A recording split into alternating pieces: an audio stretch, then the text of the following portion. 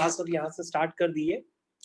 तो आज जो हम लोग पढ़ने जा रहे हैं, तो मैंने आपको एक सीक्वेंस का फॉर्मेशन बताया था कि जब कोऑर्डिनेट ज्योमेट्री होती है तो कोऑर्डिनेट ज्योमेट्री में सबसे पहले हम लोग क्या पढ़ते हैं।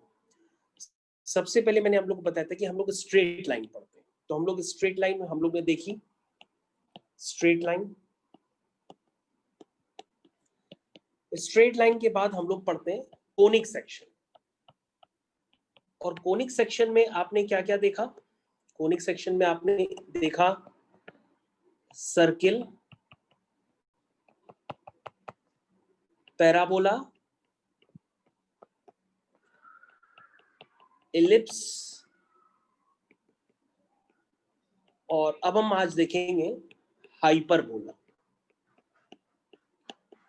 तो बच्चों मैंने आपको सारी चीजें बता रखी हैं और ये भी बताया था कि हाइपरबोला, एलिप्स और पैराबोला, इनके लिए 2 डिग्री नॉन होमोजीनियस कर्व की क्या कंडीशन होती है। तो सबसे पहले आप लिखिए एक 2 डिग्री नॉन होमोजीनियस कर्व जो डिफरेंट कंडीशंस पे डिफरेंट कोनिक्स को रिप्रेजेंट करता है। तो बच्चों यहाँ पे 2 डिग्री नॉन होमोजीनियस कर्व होगा आपका 2 degree non homogeneous curve.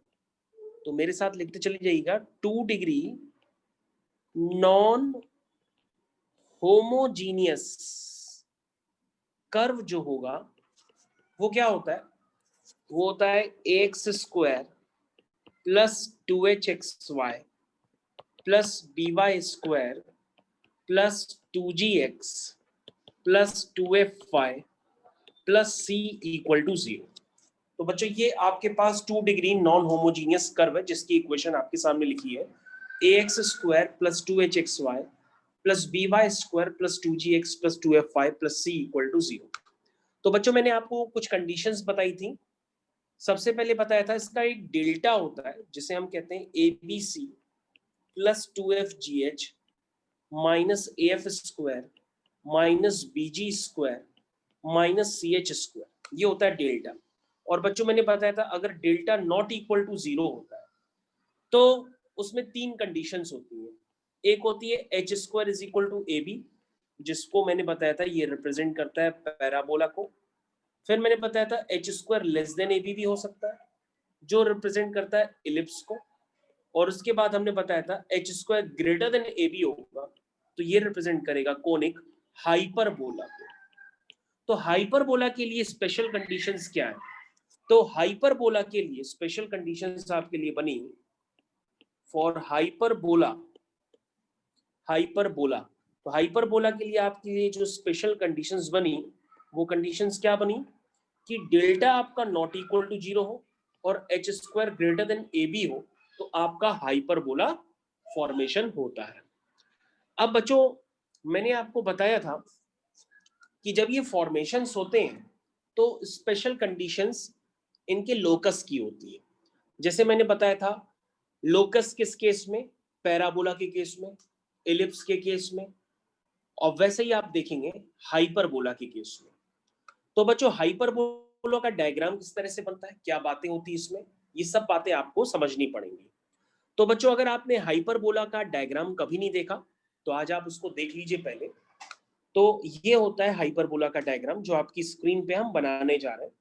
This is the standard hyperbola, ये उसका डायग्राम है।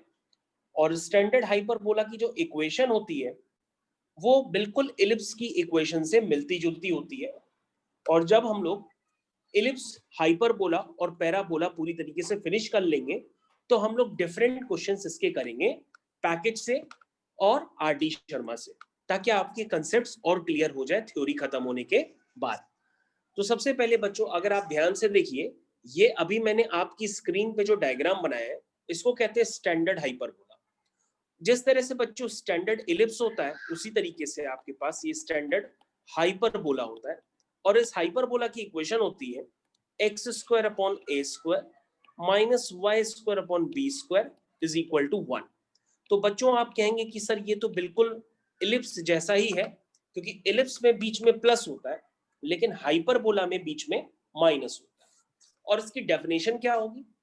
यदि कोई वेरिएबल पॉइंट अगर आप इसके डिफाइनिंग रिलेशनशिप पे प्रूफ करेंगे तो डिफाइनिंग रिलेशनशिप इसका कैसे होगा कि यदि कोई वेरिएबल पॉइंट जिसको आप h, k या x, y कहते हैं वो इस तरह से मूव करे कि उसकी एक फिक्स पॉइंट और एक फिक्स लाइन से डिस्टेंस का जो रेशियो है वो क्या हो, बराबर ना हो, बल्कि क्या हो जाए, 1 से बड़ा हो जाए, तो हम लोग कहते हैं कि P पॉइंट का जो लोकस होगा वो क्या होगा, वो बनाएगा हाइपरबोला को। तो मैंने बताया था कि जब आपका कोई वेरिएबल पॉइंट इस तरह से मूव करे कि उसकी एक फिक्स पॉइंट का नाम होता है फोकस, जिसके कोऑर्डिनेट होते हैं AE, 0 और एक फिक्स लाइन की नाम होती है डायरेक्ट्रिक्स, और डायरेक्ट्रिक्स की इक्वेशन होती है x is equal to a/e, no change. इसका मतलब जैसा आपने इलिप्स में देखा था वैसा ही सेम हाइपरबोला में होता है। बस एक चीज आपको ध्यान देनी होती है कि वहां इलिप्स में इसेंट्रिसिटी लेस देन 1 होती है, लेकिन यहाँ पे इसेंट्रिसिटी क्या होती है, यहाँ पे इसेंट्रिसिटी आपकी 1 से बड़ी होती है। तो बच्चों आपको ध्यान देना होगा कि यदि कोई वेरिएबल पॉइंट इस तरह से मूव करे कि PF अपॉन PM का जो रेशियो है अगर ये 1 हो जाता है तो हम कहते हैं पैराबोला है, लेस देन 1 हो जाता है तो हम कहते हैं इलिप्स है। अगर ये रेशियो जिसको हम E से रिप्रेजेंट करते हैं और ये E क्या हो जाए, अगर 1 से बड़ा हो जाए तो आपके पास जो रिलेशन जनरेट होगा PF is equal to E times PM, उससे जो इक्वेशन प्रूफ होकर के आएगी उसे हम कहेंगे वो आपका स्टैंडर्ड हाइपरबोला है। तो बच्चों स्टैंडर्ड हाइपरबोला की इक्वेशन आपके सामने लिखी हुई है। इसमें आप ये समझ सकते हैं कि जो बी स्क्वायर होता है वो होता है ए square times e square minus 1। तो बच्चों आपको ध्यान देना होगा स्पेशल कंडीशन पे, क्योंकि जब आप इलिप्स पढ़ते थे तो वहां पे होती थी b square is equal to A square 1 minus e square कहते थे, लेकिन यहां पे क्या कहेंगे, b square is equal to A square times e square minus 1, क्योंकि ई आपका क्या होता है यहाँ पे 1 से बड़ा होता है। तो बच्चों ये कंडीशन हम आपको पहले भी सिखा चुके हैं, हम आपको दोबारा बता रहे हैं कि अगर आपके पास हाइपरबोला है तो जाहिर सी बात है उसकी इसेंट्रिसिटी जो होगी वो 1 से बड़ी होगी, ठीक है। तो PF is equal to E times PM में इसेंट्रिसिटी आपकी 1 से बड़ी है और रिलेशन यहाँ पे जो बी स्क्वायर होता है वो ए square times e square minus 1 होता है। तो आई थिंक आप लोगों को सारी बातें ये क्लियर हो गई होंगी कि इसका जो लोकस है P पॉइंट का वो हाइपरबोला कैसे बना, जब PF और PM का जो रेशियो है वो क्या हो जाए, 1 से बड़ा हो जाए। ऐसे केस में P पॉइंट का लोकस क्या बनता है, हाइपरबोला बनता है। और अगर बच्चों ये जो पूरा एक डायग्राम है, यानी जो मैंने दो अलग अलग डायग्राम्स बनाए हैं, ये कंप्लीट हाइपरबोला को रिप्रेजेंट करता है। मतलब x square upon a square minus y square upon b square equal to 1, ये इसकी कंबाइंड इक्वेशन है। मतलब ऐसा नहीं है कि आगे वाले की इक्वेशन अलग है पीछे वाले की अलग है, दोनों की सेम इक्वेशन है। अब बच्चों हम लोग इस हाइपरबोला को दोबारा बनाते हैं ताकि हम लोग कुछ स्टैंडर्ड्स को दोबारा रिव्यू कर पाए। तो बच्चों स्टैंडर्ड्स को दोबारा रिव्यू करने के लिए हम आपकी स्क्रीन पे दोबारा हाइपरबोला बना रहे हैं। This is x axis y axis, और आपको पता होना चाहिए कि इसकी जो एसेंट्रिसिटी होती है वो 1 से बड़ी होती है। इसको अब आप याद कर लीजिए, क्योंकि या तो 1 होगी तो 1 के केस में क्या होता है, 1 के केस में होता है पैराबोला, और या तो 1 से छोटी होगी या तो 1 से बड़ी होगी, ये 3 केसेस होते हैं। तो बच्चों ये बातें आपको ध्यान देनी होगी। और आपकी स्क्रीन पर यहां पर 2 फोकस होती हैं, तो यहां पर 2 डायरेक्ट्रिक्स भी होती हैं, बिल्कुल इलिप्स की तरह। तो सारे कोऑर्डिनेट्स बिल्कुल इसके इलिप्स जैसे मिलते जुलते होते हैं, तो आपको ज्यादा दिक्कत नहीं आएगी। यह आपका फोकस है जिसे हम कहते हैं AE, 0।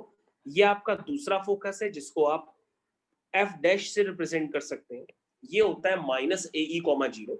और ये आपका एक वेरिएबल पॉइंट है जिसके कोऑर्डिनेट है x, y।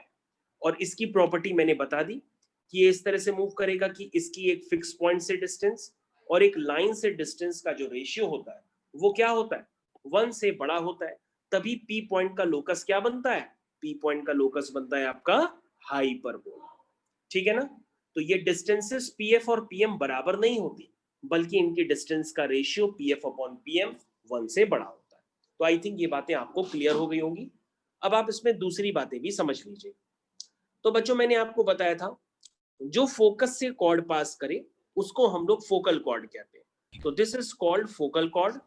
लेकिन मैंने आपको ये भी बताया है जो फोकस से पास करे एक्सिस ऑफ इलिप्स के, यहाँ पे हाइपरबोला है तो एक्सिस ऑफ हाइपरबोला के परपेंडिकुलर हो तो उसे हम कहते हैं बच्चों लेटस रेक्टम।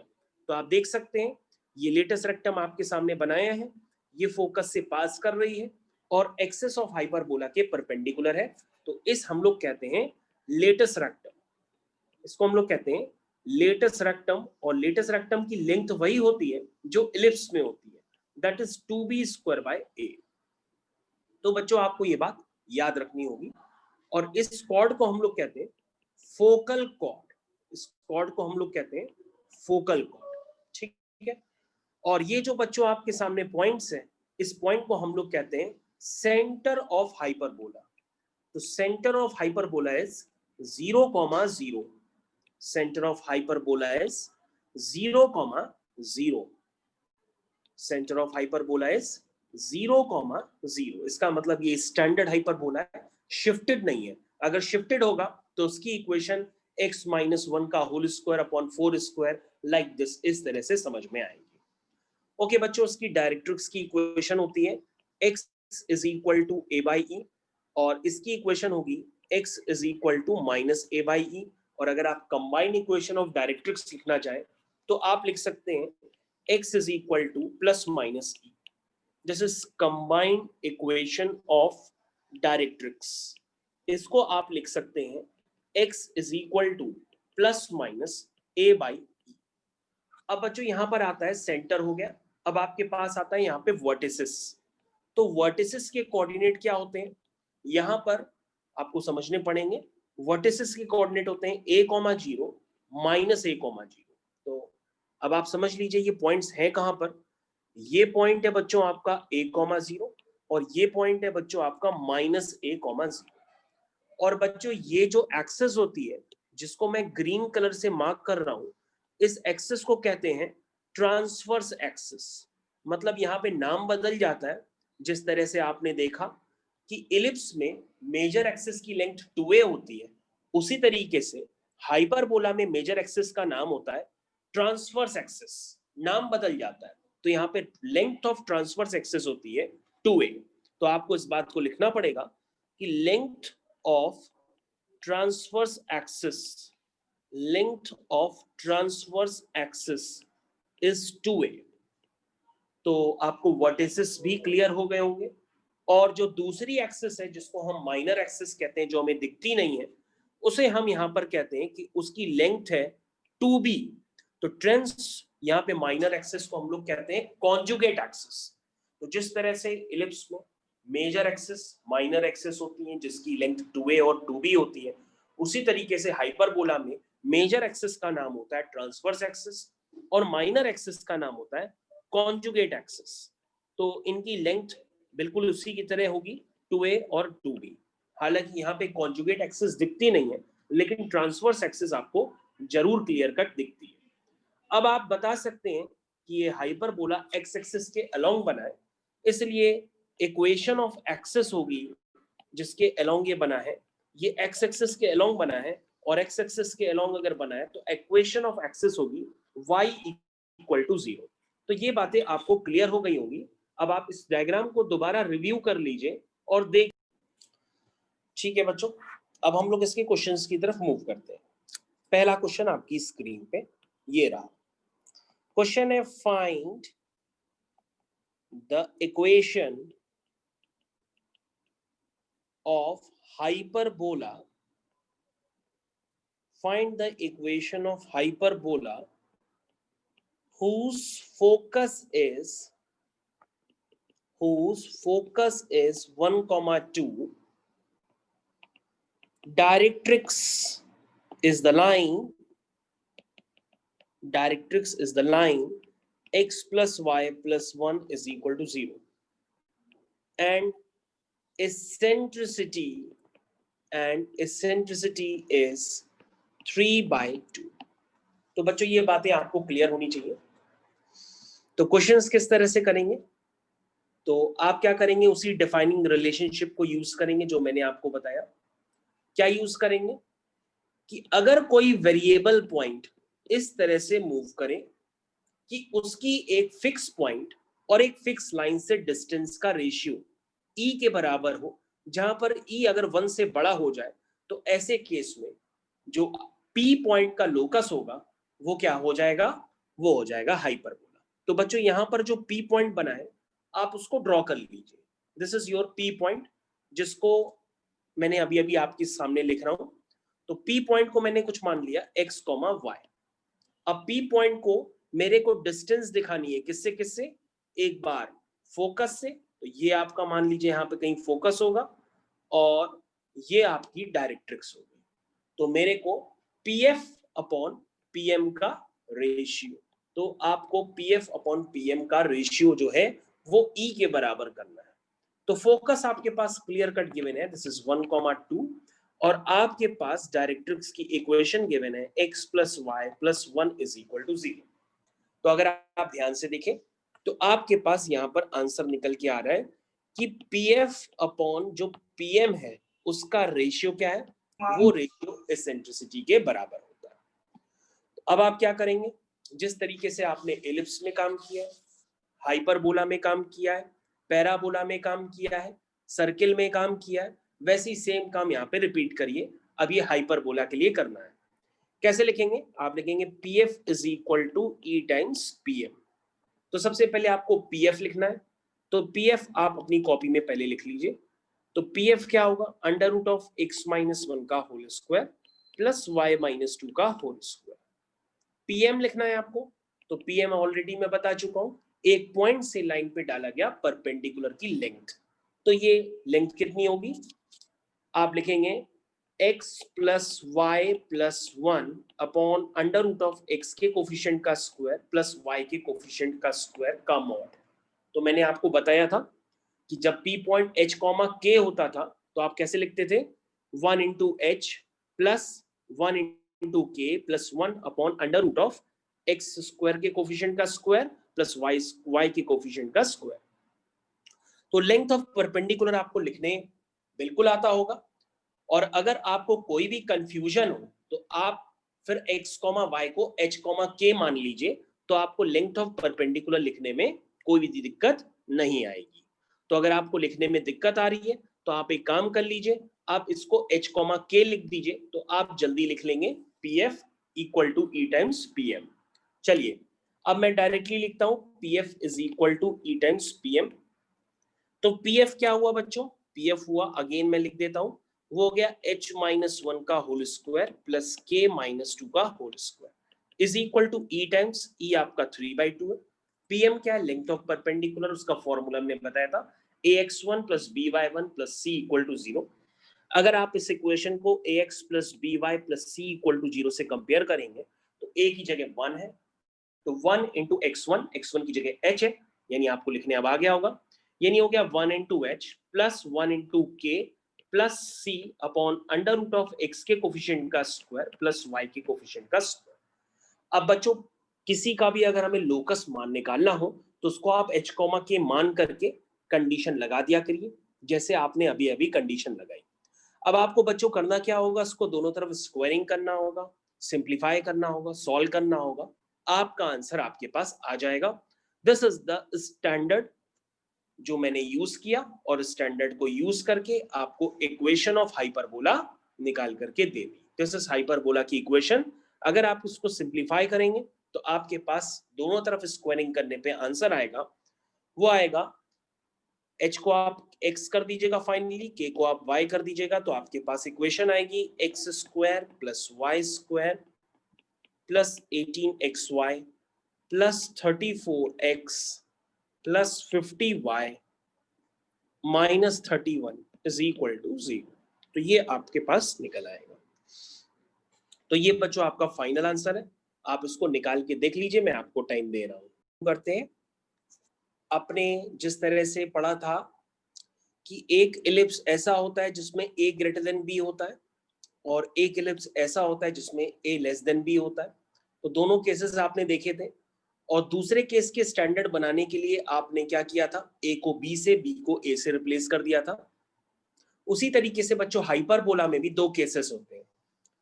आपके पास जो स्टैंडर्ड हाइपरबोला होता है, पहले आप उसकी इक्वेशन लिख लीजिए, x square upon a square minus y square upon b square equal to 1।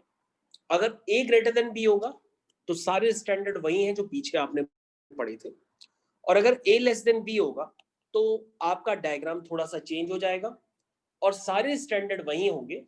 बस आपको करना क्या होगा, जहां जहां ए हो उसको बी से रिप्लेस कर दीजिएगा, जहां जहां बी हो उसको ए से रिप्लेस कर दीजिएगा, जहां एक्स हो उसको वाई से, और जहां वाई हो उसको एक्स से रिप्लेस कर दीजिएगा। तो ए लेस देन बी के सारे स्टैंडर्ड आपके पास निकल करके आ जाएंगे। अब बच्चों आपके सामने क्या है, यहां पर जो हाइपरबोला है वो इस तरह से हो गया। यानी पहले मेजर एक्सिस क्या थी, वो एक्स एक्सिस थी, और एक्स एक्सिस यानी मेजर एक्सिस का नाम था ट्रांसवर्स एक्सिस। तो ट्रांसफर एक्सिस जो थी वो आपकी मेजर एक्सिस थी यानी एक्स एक्सिस, लेकिन अब जो है आपकी ट्रांसवर्स एक्सिस यानी कि मेजर एक्सिस वो वाई एक्सिस है। ठीक है ना। तो मेजर एक्सिस का जो नाम होता है वो यहाँ पर ट्रांसवर्स एक्सिस के नाम से जाना जाता है, और माइनर एक्सिस का नाम यहाँ पर कॉन्जुगेट एक्सिस के नाम से जाना जाता है। तो सबसे पहले अगर हम इसमें सारे स्टैंडर्ड दिखाना चाहें तो बिल्कुल आराम से दिखा सकते हैं। ये इसका फोकस है, तो फोकस के कोऑर्डिनेट जैसे ए ई कॉमा 0 होते हैं तो यहाँ हो जाएंगे 0 कॉमा बी ई, और यहाँ पे हो जाएंगे 0 कॉमा माइनस बी। ये हो गया फोकस। उसके बाद अगर आपको वर्टिसेस के कोऑर्डिनेट लिखने हैं तो वो होंगे 0 कॉमा बी, और ये होगा 0 कॉमा माइनस बी। उसके अलावा अगर आपको बनानी है डायरेक्ट्रिक्स तो दो फोकस होंगे, तो जाहिर सी बात है दो डायरेक्ट्रिक्स होंगी। डायरेक्ट्रिक्स की वहां पर इक्वेशन होती थी x equal to A by E, यहाँ पर हो जाएगी y is equal to B by E, यहाँ पे हो जाएगी y is equal to minus B by E. This is combined equation of directrix लिखना चाहे तो y is equal to plus minus B by E भी लिख सकते हैं। उसके बाद वही सारे स्टैंडर्ड्स आपके चल रहे, जो कॉर्ड फोकस से पास करे उसे हम कहते हैं फोकल कॉर्ड। तो बच्चों ये आपकी फोकल कॉर्ड है, लेकिन जो फोकस से पास करे और एक्सिस ऑफ हाइपरबोला के परपेंडिकुलर हो उसे हम कहते हैं लेटस रेक्टम। तो सभी बच्चे जानते हैं कि जो लेटस रेक्टम होता है उसकी लेंथ होती है 2b स्क्वायर बाय a, लेकिन यहाँ पे ए बी से बी ए से रिप्लेस हो जाएगा तो इसकी लेंथ हो जाएगी 2a स्क्वायर बाय b। तो सबसे पहले आप यहाँ पे देख सकते हैं, सबसे पहले ये हो गया आपका सेंटर ऑफ हाइपरबोला। तो सेंटर ऑफ हाइपरबोला हो गया बच्चों आपका 0,0। This is 0,0, this is centre of hyperbola. तो आई थिंक ये बातें आपको क्लियर हो गई होंगी। Centre of hyperbola is 0,0। सभी बच्चों को ये बातें क्लियर हो जानी चाहिए। और इस बार जो लेंथ ऑफ ट्रांसवर्स एक्सिस होगी, मतलब major axis, length of transverse axis, transverse का मतलब होता है मेजर एक्सिस, तो लेंथ ऑफ ट्रांसवर्स एक्सिस होगी 2b, और लेंथ ऑफ कॉन्जुगेट एक्सिस वो हो जाएगी 2a। तो बदल गया, जैसे मैंने कहा था a को b से, b को a से रिप्लेस कर देते हैं। तो आपने इसके पहले देखा ही था कि ट्रांसफर एक्सिस की लेंथ इसके पहले वाले केस में जहां ए बी से बड़ा था वहां 2a थी, अब यहाँ पे 2b हो गई है। तो आपको ये केस बिल्कुल समझ में आ गए होंगे। और अगर आप इक्वेशन ऑफ एक्सिस लिखना चाहें तो ये y एक्सिस के अलोंग बनाए तो इसकी इक्वेशन ऑफ एक्सिस होगी, y एक्सिस की इक्वेशन होती है x इक्वल टू 0, और इसके पहले वाले में थी y इक्वल टू 0, क्योंकि उसकी कंडीशन भी आप जान चुके हैं। तो बच्चों ये इसके स्टैंडर्ड है, ये a लेस देन b का किस्सा है, तो आप इसको जरूर याद रखिएगा। और मैं आपको टाइम दे रहा हूं, आप सारे स्टैंडर्ड पहले लिख लीजिए, डायग्राम बना लीजिए। ठीक है बच्चों, आपकी स्क्रीन पे क्वेश्चन दिया है 16x square minus 9y square is equal to 144। आपको सामने ये जितनी भी क्वेश्चंस दिए गए हैं इनके आंसर्स का जवाब देना है। तो सबसे पहले हम क्या करेंगे, इस हाइपरबोला को स्टैंडर्ड हाइपरबोला में कन्वर्ट करने की कोशिश करते हैं।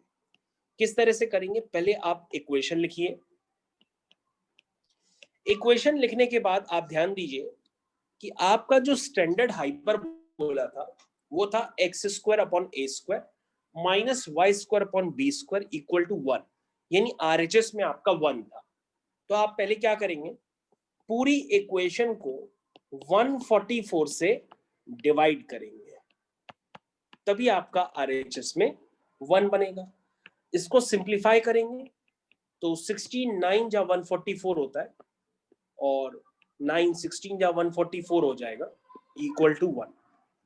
तो बच्चों अगर हम इसको कंपेयर करेंगे तो यहां पर a की जगह 3 है और b की जगह 4 है। इसका मतलब ये a ग्रेटर देन b वाला केस नहीं है, ये a लेस देन b वाला केस है, मतलब b a से बड़ा है। तो अब आपको सारी बातें समझ में आ गई होंगी। तो बच्चों जिस तरह से मैंने आपको ये वाला स्टैंडर्ड सारे इसमें बताए थे, तो आपने क्या देखा था, इसके पहले वाले एलिप्स के स्टैंडर्ड में क्या देखा था, एक इक्वेशन देखी थी, और इक्वेशन आपने क्या देखी थी, b square is equal to A square E square minus 1, यह आपने रिलेशन देखा था। लेकिन अब आपका हाइपरबोला का शेप बदल गया है, तो बी ए से ए बी से रिप्लेस हो जाएगा। ये क्वेश्चन काफी इंपॉर्टेंट होती है, इससे हम लोग एसेंट्रिसिटी निकालते हैं। तो अब आप क्या करेंगे, अब आप इसी क्वेश्चन को यहां से यूज करेंगे, लेकिन B square equal to A square न लिख करके आप लिखेंगे A square equal to B square E square minus 1। इसको आप यूज करेंगे और एसेंट्रिसिटी निकालेंगे। तो ये हो गया आपका 9, ये हो गया आपका 16, ये हो गया ई स्क्वायर माइनस 1। तो बच्चों ई स्क्वायर माइनस 1 हो गया 9/16, यानी आपका ई स्क्वायर हो गया 1 प्लस 9/16, यानी आपका ई स्क्वायर हो गया 25/16, यानी ई आपका हो गया 5/4। अब बच्चों क्लियर कट आप देख सकते हैं कि जो आप एल्गोरिथम लगा रहे हैं वो बिल्कुल सही है, क्योंकि यहां पर जो ई है वो 1 से बड़ा ही आना चाहिए हाइपरबोला के लिए, और 1 से बड़ा आ भी रहा है। इसका मतलब जो आपने किया है उस पर मोहर लगा दीजिए, वो एकदम सही है। अब आप आगे कंटिन्यू करिए, इसके फोकस लिखने हैं। तो फोकस अगर आप नहीं जानते हैं ए लेस देन बी वाले केस के, तो आप क्या करेंगे, रफ में जा करके एक रफली डायग्राम बना लेंगे, तो आपको सारी बातों का अंदाजा लग जाएगा कि इस हाइपरबोला में कौन सी बात क्या होती है। तो ये मैंने अभी आपकी स्क्रीन पे बनाया है, आप देख लीजिए। This is the standard hyperbola of a less than b. तो बच्चों यहाँ पे आप लिखना जानते हैं इसका फोकस क्या होगा, 0,BE और 0,-B। तो अब आप फोकस डायरेक्टली निकाल लीजिए। This is 0,-B। तो बच्चों आपका फोकाई क्या हो जाएगा, होगा 0,+-BE। तो बच्चों आपको क्लियर कट स्क्रीन विजिबल है, बी आपको नजर आ रहा है, देखिए बी क्या है यहाँ पर चेक करिए, बी है आपका 4 और ई आपका भी क्लियर कट विजिबल है, वो है 5/4। यानी बच्चों आपका जो फोकस आ जाएगा वो आएगा 0,+-5। आई थिंक सभी बच्चों को ये बात क्लियर होगी। ये आपका हो गया फोकस। तो फोकस सभी बच्चों को क्लियर हो गया होगा। अब हम निकालते हैं इसकी लेटेस्ट रेक्टम।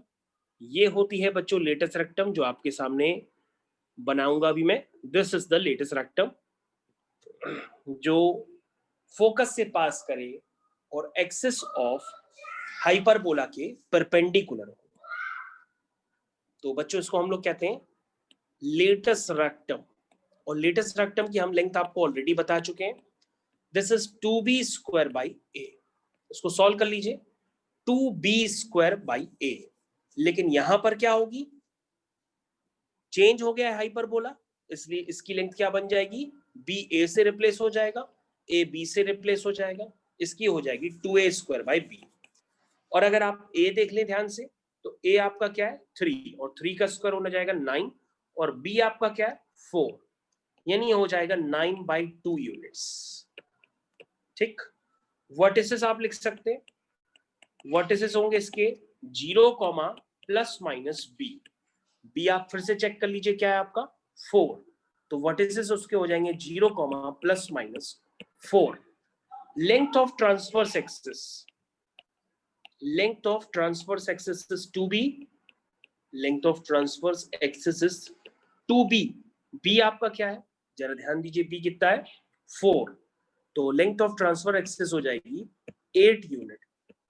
और length of conjugate axis, conjugate axis is 2a। a आपका कितना है उसको आप फिर से देख लीजिए 3, दिस इज 6 यूनिट। इसका मतलब आप जो भी कर रहे हैं वो सही है, क्योंकि ट्रांसफर एक्सिस मेजर एक्सिस होती है और उसकी लंबाई कॉन्जुगेट से बड़ी होनी चाहिए। इसका मतलब जो आप कर रहे हैं वो 100% सही है।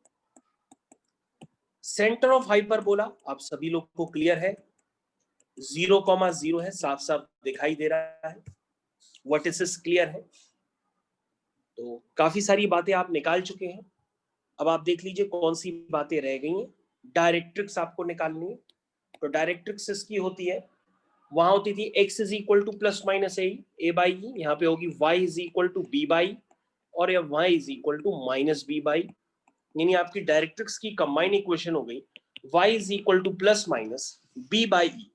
बी आपका क्या है बच्चों, वो आप चेक कर लीजिए, 4 है तो 4 लिख दीजिए, और ई आपका क्या है 5/4 है, तो ये 5/4, यानी आपकी इक्वेशन बनी y is equal to plus minus 16/5।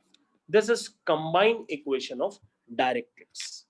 तो हम लोग ज्यादातर बातें निकाल चुके हैं, तो आप लोग को क्वेश्चन 100% क्लियर हो गया होगा। अब आप इस पर टाइम दे दीजिए और अपने कंसेप्ट्स को रिवाइज कर लीजिए।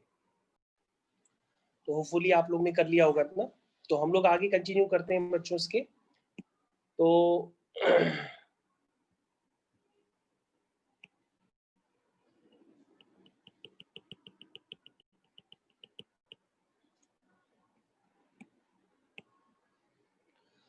ठीक है बच्चों, अब आगे देखिए, हम लोग आगे कंटिन्यू करते हैं और आपको कुछ डिस्कशन बता रहे हैं। जैसे मैंने आपको पिछले टर्म पे एक बड़ी सी इक्वेशन दी थी और मैंने कहा था उसको परफेक्ट स्क्वायर में कन्वर्ट किस तरह से किया जाता है, क्या इसका रूल है, और किस तरह से उसको स्टैंडर्ड एलिप्स या स्टैंडर्ड हाइपरबोला में कन्वर्ट करते हैं। तो बच्चों आज मैं उस तरह के एक दो क्वेश्चन अभी आपको फिर से समझा रहा हूँ, जरा आप आराम से समझिएगा। जैसे आपके पास एक कोई क्वेश्चन आ गया, उसमें क्वेश्चन लिखा है कि शो दैट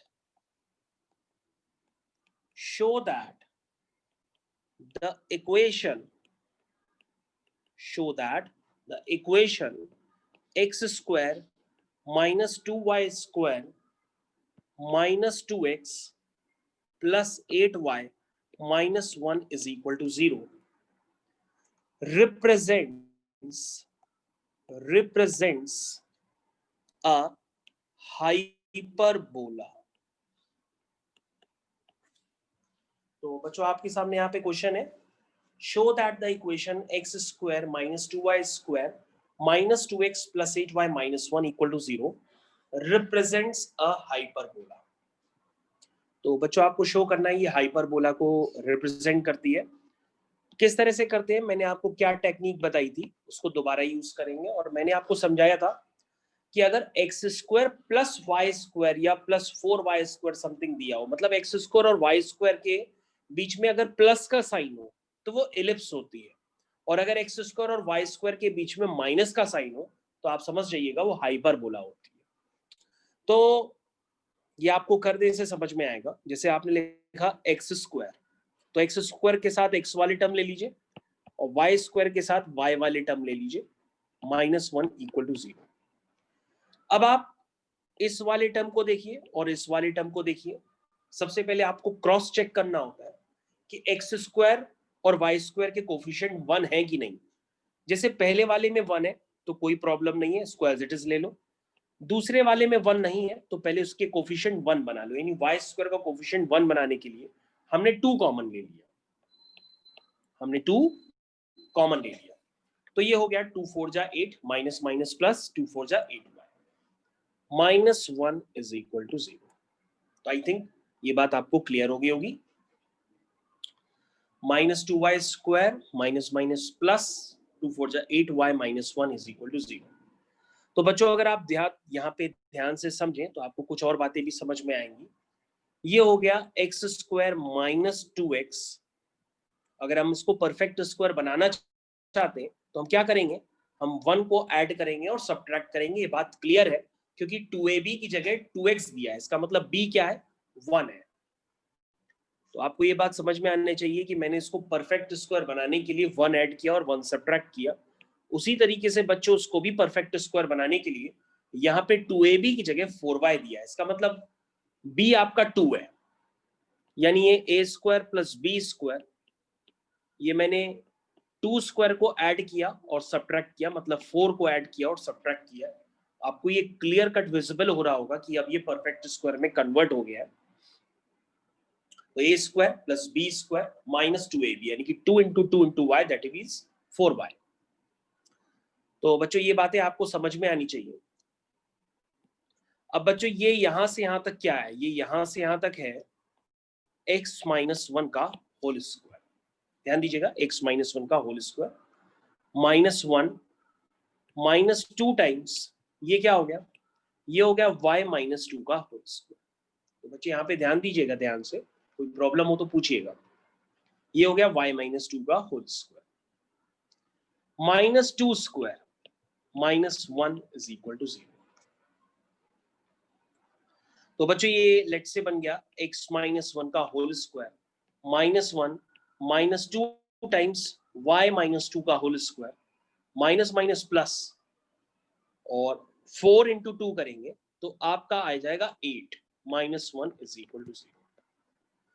अब बच्चों अगर आप थोड़े से पेशेंस रखें और इसको स्टैंडर्ड एलिप्स में कन्वर्ट करने की कोशिश करें, या हाइपरबोला हो तो हाइपरबोला में कन्वर्ट करने की कोशिश करिए, तो ये आएगा 8 माइनस 2। तो 8 माइनस 2 कितना हुआ, 6। तो इसका मतलब ये प्लस 6 इक्वल टू 0। तो यहां तक सभी बच्चों को क्लियर होना चाहिए, एकदम क्लियर कट। तो यहां तक सभी बच्चों को आई थिंक क्लियर हो गया होगा, इसमें किसी को कोई डाउट नहीं आ रहा होगा। अब बच्चों अगर आप ध्यान से देखें तो ये बन गया x माइनस 1 का whole square minus 2 times y minus 2 का whole square is equal to minus 6, और 6 को हम लिख सकते हैं रूट 6 का स्क्वायर भी लिख सकते हैं। तो अगर आप ध्यान से देखें तो आपको क्लियर कट विजिबल हो रहा होगा, या अभी आप माइनस 6 ही लिख लीजिए, कोई उसमें प्रॉब्लम नहीं है। आपको रूट 6 में कंफ्यूजन होता है तो आप माइनस 6 लिख लीजिए। अब आप क्या करिए, पूरी इक्वेशन में 6 से डिवाइड कर लीजिए। जब आप पूरी इक्वेशन में 6 से डिवाइड करेंगे तो आपके पास ये कुछ आएगा। ध्यान से देखिए, आपके पास कुछ बातें आपको क्लियर कट विजिबल हो गई होंगी, समझ में आ रही होंगी। तो यहां तक पहले आप चेक कर लीजिए कि आपको परफेक्ट स्क्वायर बनाने में कोई प्रॉब्लम। आपके पास क्वेश्चन है, क्वेश्चन आपकी स्क्रीन पे दिया हुआ है। क्वेश्चन है बच्चों आपका, find the latus rectum, find the latus rectum of conic. और अगर आप क्लास में मेरी बात ध्यान से सुन रहे हैं तो मैं आपको बता दूं, ये जेईई मेंस का क्वेश्चन है जो मैं आपके सामने कर रहा हूं। उसमें क्वेश्चन में दिया था find the latus rectum of conic.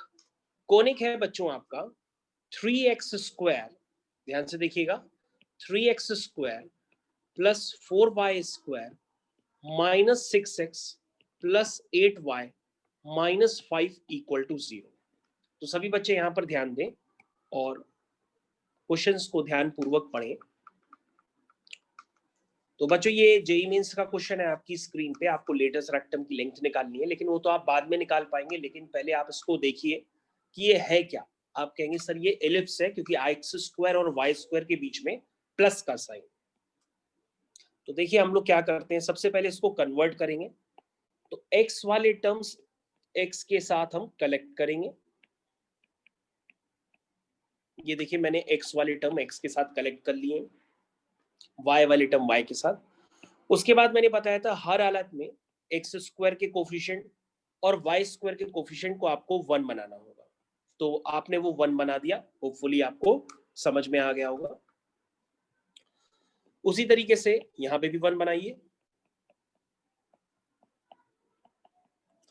तो बच्चों अगर आप ध्यान से देखें तो ये हो गया +1 -1, परफेक्ट स्क्वायर कन्वर्ट करना है।